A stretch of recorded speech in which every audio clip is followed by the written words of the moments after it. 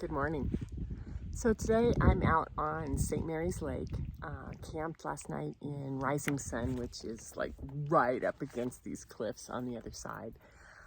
Phenomenal weekend of camping and being out here on the east side of Glacier, where mountains are up here on this side, and then when you look east it just goes absolutely flat out for miles, thousands of miles, right, as it goes into the plains. Fabulous, dramatic differences. The east side is beautiful of Glacier National Park. So I want to talk about the solar flare energy and the way that I want to bring in the masculine and the feminine with that, because it's, over some last sessions it seems like this is really important to talk about and something that I hadn't put together until last week. And as I put things together, it's really fun to share them with you. So first and foremost, a couple weeks ago I did, I'm gonna put my cards down, sorry. I did the sea anemone, right? That when you hit the flares, you open up and you bring it in and you take it on and you allow it to come into your body. So that sea anemone energy is super important because it's expansive, it's fluid, it's open, it's creative, right? So we talked about that. So the discovery that I made is that in order to create stability, right? Stability for that sea anemone, for the feminine energy, for that open receptive, we need a solid base. We need an anchor. We need full embodiment. So full embodiment and that expansion have to be blended. So what I wanted to show you is that this is the Empress card. This is where she's open, right? She's open and she's feeling everything, right? So what we want to do is we want to bring her in and put her feet, I'm going to ground her into the earth, right? And in order to do that, we want to ground her into something that's strong and focused, and even what I'm going to say, focused action. So it has to be action based. And so what I have here is the Emperor. So the Empress is the divine feminine. The Emperor is the divine masculine. So when we put the divine masculine in, where we anchor it in is in our solar plexus. So go ahead and put your hand, I like to put my thumb sort of right at the top of my bra line and or right in the space between my chest, and put my hand, spread my hand out over my solar plexus and breathe in and breathe out. And so what we do is by breathing out and breathing in and breathing out, what we do is we create this stability of oxygen to our body, to our cellular systems, to our feet, and we ground in. So what we do is we access the sun, because the solar plexus is the sun. If you really look on astrology, it's Aries. You look in the tarot cards, it's the Emperor. It's action, it's momentum. So in order to take that anemone and bring it into an anchor, what we do is we stabilize it with our solar plexus. It's a fabulous concept, right? Which means that we shift from external stabilization into internal stabilization, where we have strength and courage. This is our strength and courage that makes things work for us, right? So we breathe in and out no matter what the external environment is, no matter what it is. We embody, we provide a foundation for the feminine to land. And so the way that I would do that is visually, is that here you have this sea anemone, right? And then you provide this solid anchor for it. So we bring it in, we embody it in earth, and then we allow that expansion and receptivity to happen. Okay, so when these two work together, it's really the sacred partnership. And I'm sort of wondering, as I've been going through this week camping, watching where I had triggers last week at work, where I don't have triggers here, what's working for me, what isn't working for me.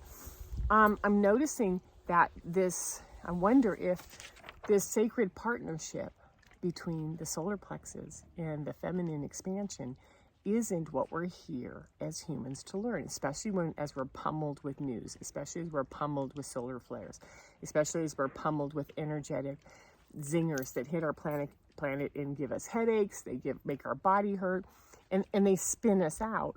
That the real challenge, the real gift is, how do I not spin out? And how do I, with active, focused embodiment, open up those feelers and be receptive to the codes and the energy that's coming in with the flares and the storms? So these flares, again, the solar flares are always going to be here because they're doing something to us, and they're not going away. They're igniting us how to learn how to anchor, how to embody, how to receive data and codes and downloads and upgrades and frequencies so that we can change our world. This is what it feels like. Ever since I started paying attention to solar flares, my life has just sort of stabilized and taken off in a completely different direction. And even these videos, I've gone from 50, 60 views to 800, 600 views, just talking about this stuff. So it tells me that there's some real energy here that needs to be explored, right? And whenever I'm outside, my nose drips, and this is what a beautiful place to be outside, right? As these frequencies from the flares become stronger and more consistent, we've had a lot of M classes over the last week. We've had surprising solar storms that we didn't even know were there. There's been this profound ignition of energy. And so when we use our solar plexus to sort of face it with courage, like bring it on, and we breathe in and we breathe deep and we anchor and we hold, what we do is we act in accordance with our intuition. We can access our intuition when we embody and we ground. So when I speak about integration and being an integrational coach, what I'm talking about is that what we do is we integrate these pieces so that now we have a new skill set and we use it. So we're fully embodied, we're fully present, right? So when we unite and with this divine feminine, with this anchored masculine, we instantly become creatrix, which means that what we put into form with intention and strength and courage through the masculine, and what we bring into what we bring in through the feminine is the ideas and the creativity and the imagination, and we anchor it in, we shift the frequencies around us. So I have 5 tips for you today. And again, I'm going to be coaching starting October 1st. So if you want to get on a waiting list and you want to do some work with me, that's how we do that. You just drop me a note. The contact information is down below. Tell me you want to get on the waiting list, right? And we'll start doing this. But, there's no buts in here. And I would love to work with you. And I'm really enjoying not doing coaching right now and spending time outside, as you can see, getting suntan. This is the lake here. I was in that lake on my paddleboard for most of the afternoon with a dear friend of mine. So learning how to play and integrate and embody. Okay, so 5 tips. First one, pull the energy in from the solar flares through your heart. Heart is going to be your feminine, right? Heart's going to be your beautiful, expansive, intuitive, vibrational being, right? Pull it in through your heart and through your solar plexus, right? So when I look at the way that the king and queen have been presented through the Osho Zen, this is the king. That's not in his heart. That is his solar plexus. This is where everything sort of starts clicking together like a Tetris system, right? It just starts coming together. And then what happens was when the feminine expands, she's grounded, she's open, she's sharing her light, okay? So you bring these energies in through your solar plexus and through your heart. So it's almost like that figure 8. You're grounded, you expand. You're grounded and you expand. And you start to be calm and confident and open, and you're sharing.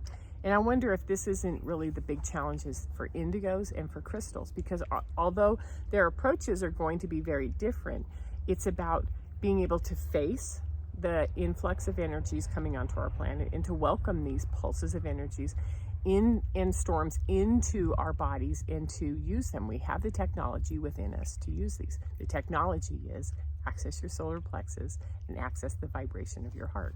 Number 2, no matter what comes at you, find your breathing rhythm and stabilize and keep your feet anchored on the ground. Stay in your body.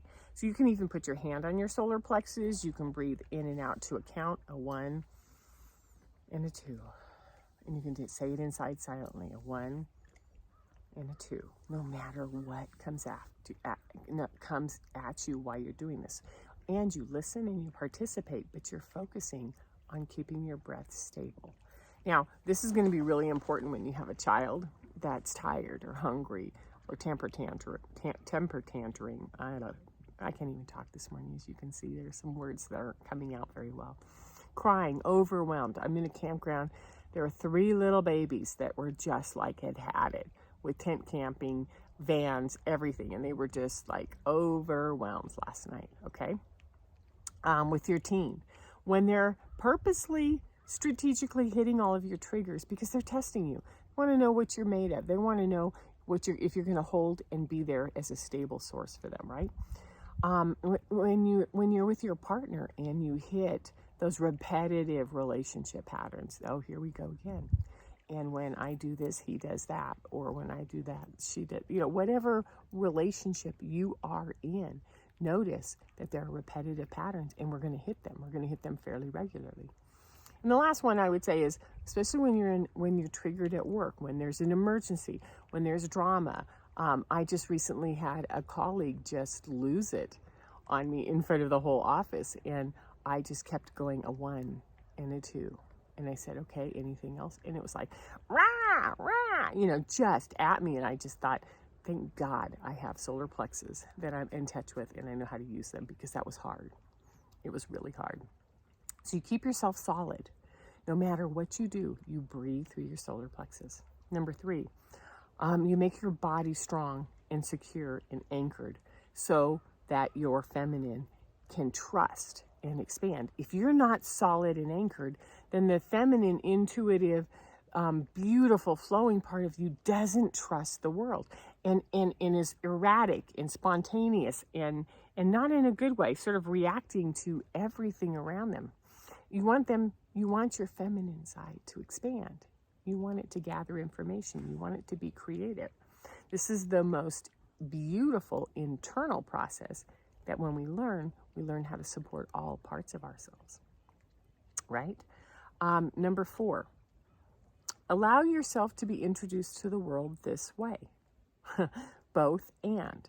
I have this anchored masculine and I have this flowing feminine, and both of them are present, and I am actually like a stand with a crystal ball on top, or whatever imagery comes up for you, that there's an anchor underneath and there's flowing up above, so that your anchor is strong, it's grounded, and it's ready, and it's proficient at working within the 3D. Your feminine is open and receptive and intuitive and is bringing in new codes, new information, new data.